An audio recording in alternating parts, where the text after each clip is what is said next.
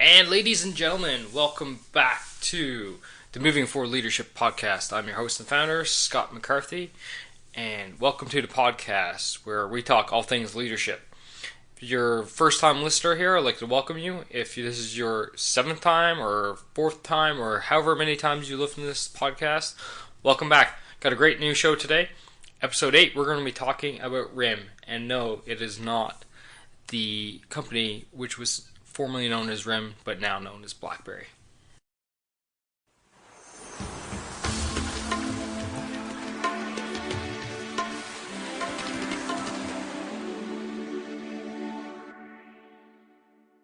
So, what is R.I.M? R.I.M is a little abbreviation I use when we are talking about risk, impacts, and mitigations. Yes, ladies and gentlemen, not the tech company, no. Risks, impacts, and mitigations. So why are we talking about this? Because this, whether you are a leader or a subordinate, is absolutely critical when we are talking about ongoing operations and planning for new operations down the road. So how I'm going to work this today is I'm going to basically define those 3 different things, and then I'm going to talk about how 2 of the 3 interact with each other. So risks interact with mitigation, and impacts interact with mitigation. My apologies if you hear me sniffling or coughing or anything throughout this podcast. I've been battling a little bit of a cold as of late. I was planning on doing this podcast last week, but decided against it because my throat wasn't quite up to it. I'm still a bit congested, so every now and then you might hear me sniffle or something like that. My apologies, it's the time of year. But as they say, the show must go on, and I figured a podcast with a little bit of sniffling and stuff in it is better than a podcast very late. But regardless, let's get on with it, shall we? So let's talk about risks. And a lot of people shudder when they hear that word risks. And as a leader, you can't. Because risk is in everyday life. Regardless, living is a risk. Getting up in the morning and walking out your door is a risk. So you actually deal with risks all day, every day long. You just actually don't think about it in the terms of leadership. So when I think about risks, I think about future plans, okay? And that's how I use the term risk. It's about future plans. We're thinking about doing something, and then there's going to be certain risks associated to it. On the show notes, or in the show notes I should say, you will find a very simple risk chart. Alright, and you can find those show notes at movingforwardleadership.com. Again, that is movingforwardleadership.com. Go there, find episode number 8, R.I.M, and you'll see the show notes there. In those show notes, I have a very simple risk chart, okay?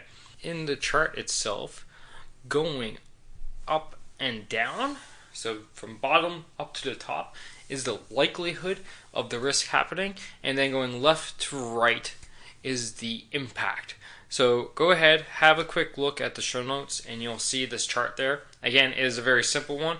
However, that chart will help you in understanding this concept. So quickly, let's go over likelihood. Likelihood, self-explanatory, it should be, is how likely is the risk that you think may happen going to happen. Alright? Is it very unlikely? Unlikely? Possible? Might happen? Might not still? Likely? Yeah, that probably will likely. And then very likely is like, you're almost certain, but there's still something that causes a doubt that it will happen, or it won't happen. Keep in mind, if a risk is certain, unlikely, as in no, that will not happen because of whatever reason, then it's no longer a risk. Alright? It is a known fact. It's nothing at all, really.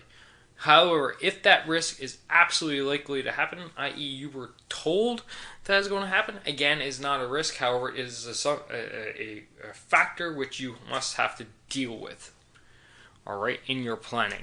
Impact, going left to right, negligible, minor, moderate, significant, and severe. These things are pretty self-explanatory as well. Negligible meaning, this won't hurt our operations. Minor is something, yeah, it's not a big deal. Moderate is, okay, we're starting to feel the effects more so of it. Significant means that you have to truly counteract that. And then severe means basically, if this happens, then your operations are likely going to take a drastic hit, and potentially you may run yourself out of business. Okay, so think about that when you're doing the risk matrix. When you're looking at risks, look at the likelihood and then the impact. So those are two things which you must look at. And now let's talk about impact. So I'm going to move away. Let's separate the word impact from the risk matrix, okay? And then let's talk about impact in a different context. Closely the same, all right? They are linked. However, when I just say impact without talking about risk, what I'm talking about is something that has occurred or is now known to occur in your operations, ongoing operations, okay? Not plans, but ongoing operations, all right? Something happens, boom, what is the impact of that something happening? That is what I talk about when I talk about impact when it's separated from risk. These impacts could be on your personnel, your equipment, okay? Obviously your operations, whatever you're doing on a day-to-day basis, that is really the major impact which you have to look at as a leader. I think we can move on. And then finally the last point of today is mitigation. Mitigation is what you do to counteract the negativity of either an impact or the negativity of a risk. So I'm going to look at both of these individually first. So when we talk about mitigation with risk, so when you deal with mitigation and risk, remember, let's go back to the chart now. You're going to attempt to do one or two things.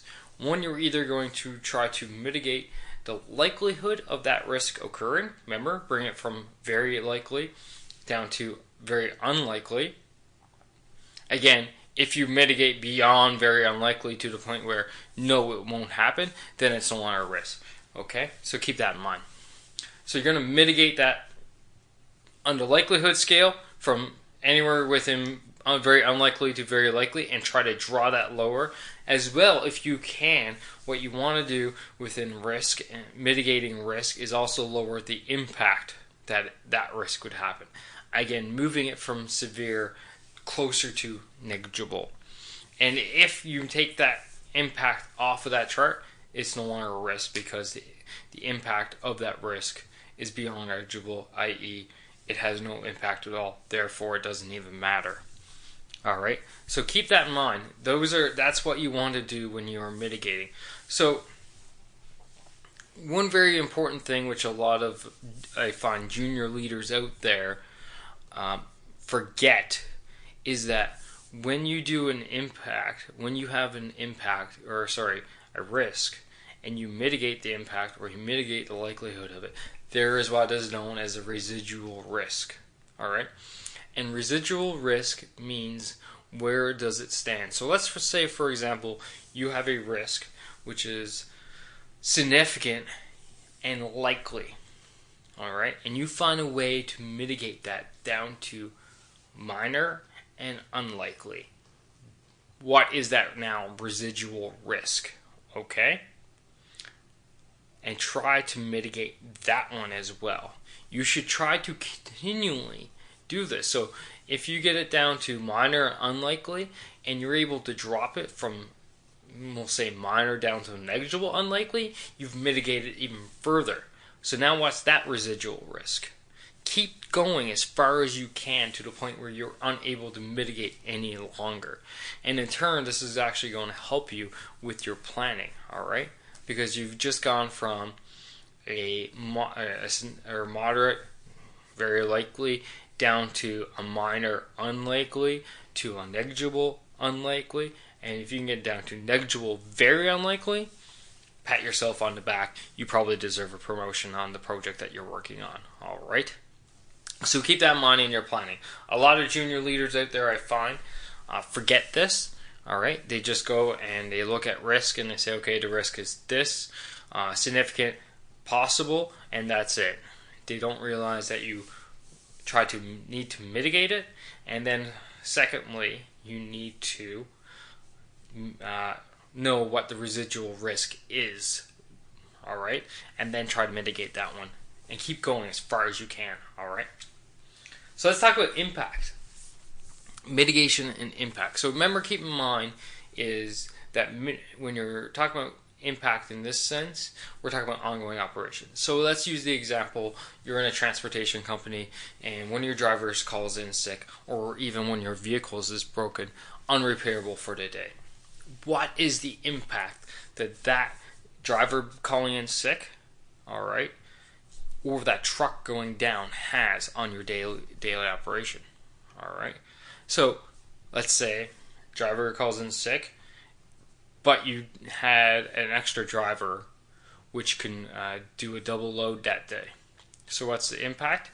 It's negligible. You have another guy. He can take care of it. All right. However, let's say the truck goes down and you don't have an extra truck. Well, the impact is you have one truck which is no longer used. You have a truck which is unusable for the day. Now we have to bring in mitigation. All right. Here's the difference. You see, the driver sick. You didn't need a mitigation because reality is the mitigation was handled internally because you had a driver which could do both jobs for the day because your daily operations wasn't that high. All right. Yes, you could call it mitigation, but really it's not because you're not doing something truly above and beyond your normal duties. However, with the truck being down and you need a truck, but you can't get that one back for the day, what do? You either go to contract, all right, you subcontract the load, you go out and you rent another truck, you contact the customer and explain the situation and see if that load needed to get there that day. All right, these are all different forms of mitigation to that situation which has caused an impact.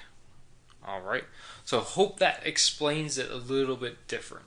All right, and explains it clearer for you so that you can understand the risk and then outside of risk, the impacts of something happened in daily operations, and then mitigating that. So, as a subordinate, you need to be able to understand these concepts, but more importantly, you need to be able to brief them up to your boss. Okay, risks, impacts, and mitigation. So if we go ahead and let's go back to risk, all right, and you're planning. Let's say you're working for, a coffee company, all right, a small one, not Tim Hortons, obviously that's a big corporation, but you're a small coffee company, but you're trying to expand. And your plan is to open up another coffee shop on the other side of town. So you're expanding, all right? So you're doing the planning for that expansion. And a risk could be stretching yourself too thin. You have only so many experienced workers to go around, and if you want to move some of those from one coffee shop to another, that is a risk because you can stretch yourself thin, all right? Because then another thing is that you have to turn around and backfill those workers in your original coffee shop.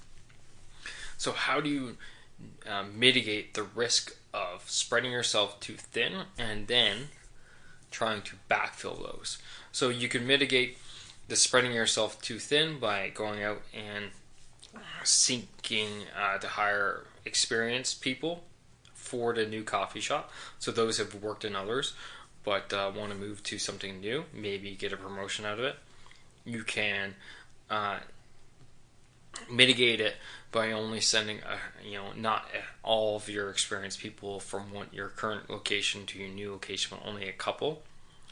Look at the whole backfilling part as a risk. You can start a part-time pool basically where you're bringing people in on part-time basis, but the reality is you're vetting them to offer them full-time positions down the road in either location.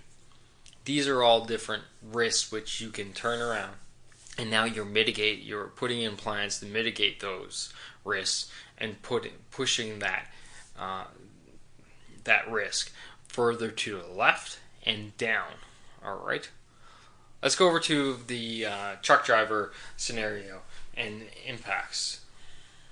So, what I want to do now is explain to you how you should explain this, and you should actually write those risks out. So, if you're emailing your boss, or you're informing a subordinate as a leader, what you need to do is clearly articulate each of those risks, and then say what the mitigation plan is for it, and then what is the residual risk left behind. Okay, and keep in mind that you want to keep mitigating it so that you're stuck to as far down to the left and bottom as possible. All right, and then in your email, just clean it up in that. Don't put all the in-between stuff there. Basically, the start risk and the end mitigation, all right, with the residual risk at the end. Hopefully that's clear for you. So let's switch over to impact with the truck driver scenario, okay? So if you're a subordinate and you're informing your boss that a driver's called in sick, it's just a quick email or a phone message. Say, boss, so-and-so was called in sick today. Joe called in sick. However, John's willing to take care of his load. Impact non-existent. We don't need to worry about a mitigation plan. Boom. Done. Right? Short, sweet, identifies the problem, identifies the solution, and life carries on. If you go to the truck down scenario within the transport company scenario, so you email or phone your boss saying, "Hey, boss, one of our trucks is broken. It's unfixable for today. We don't have any spares. The plan is, or the impact is that we will lose this job if we don't get the load moving today. So the mitigation plan is to go out and rent another truck. We've already sourced it. We'll be delayed by no more than an hour. Just letting you know." All right. Again, short, concise, letting your supervisor know what the issue is, what the impact is, what your mitigation plan is, and then basically summing it up. All right. So that is how risks and impacts tie with mitigation. Okay? Always think with plans, risks, and how do you mitigate those risks, and then daily operations. How do you mitigate those daily operations? And then, ladies and gentlemen, communicate. Okay? Both up your chain of command and down your chain of command, and letting your subordinates know what's going on, and letting your supervisors know what's going on, and what those impacts or risks are, and as well as what your mitigation plans are, so that you can, at the end of the day, achieve success. I hope that this is beneficial to you today. I think definitely think it's a worthwhile subject for people to understand, grapple with, and basically really get down to understand both risks and impacts, and then finally how mitigation tie into them, because you will, especially if you go into more of a corporate situation, or as you work up your way the leadership chain, you will come across this more and more as time goes on. So that's all for the podcast today, ladies and gentlemen. Thank you for listening. I truly appreciate everybody out there who continually sends in their feedback, their questions, reviews. Feel free to leave me a review. I truly appreciate it, either on iTunes or Google Play or Sound Engine itself. Okay? If you have questions, feel free to shoot them in at scott@movingforwardleadership.com, or feel free to go to the website, movingforwardleadership.com. There's a contact me page there. Fill out the little web form, and then it'll email me directly. As well, feel free to follow me on Twitter at MFL, as in Moving Forward Leadership _podcast, and shoot me a message or a tweet there. Feel free, like I said, questions, send them in through those means. As well, if you go to the movingforwardleadership.com website, the first thing that pops up is a request to subscribe to my monthly newsletter. So there I summarize all kinds of leadership readings which I have followed throughout the month. Any ideas, short snippets of ideas, as well as what podcasts I've done for the month. Finally, I'm definitely willing to listen to your suggestions on future podcast episodes. And again, you can drop those off to me at movingforleadership.com. Have yourself a great day, great evening, whatever time it is for you right now. But most importantly, take care, keep moving, keep pushing, keep trying, and keep achieving. Take care, ladies and gentlemen.